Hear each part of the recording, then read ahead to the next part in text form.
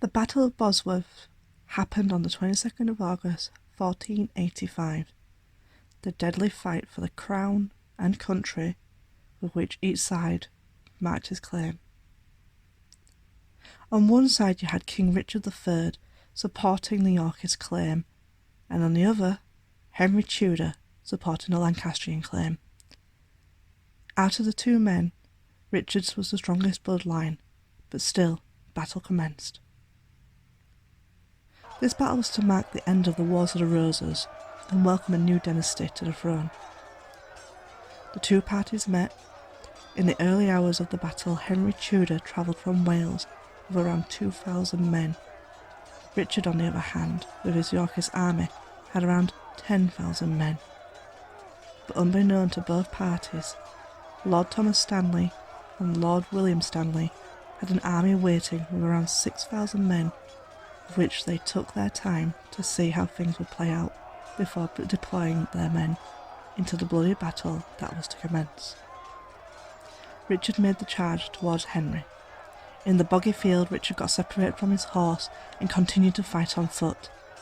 He wanted to either win the battle or die alongside his men. This was the cue the Stanley brothers had been waiting for, and finally they joined in the battle, forever changing its outcome.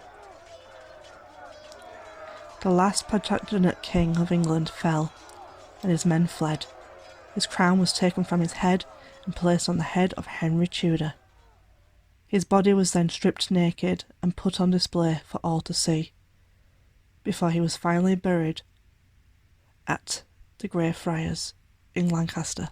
He was buried at the altar as a way of preventing any supporters being able to reach him. Henry was then officially crowned on the 30th of October and went on to marry Elizabeth of York, a political move that united the houses of York and Lancaster, and ultimately putting an end to the Wars of the Roses.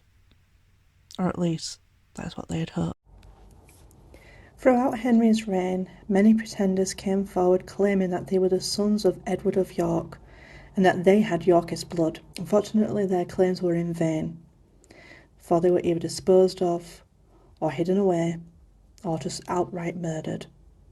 In the end, the Tudors prevailed. Hundreds of years later, Richard III's body would be discovered in a car park in 2012 by a woman called Philippa Langley. Richard had originally been buried to prevent Richard fanatics from being able to find him. And I find it very ironic that it is a Richard fanatic who found him in the end.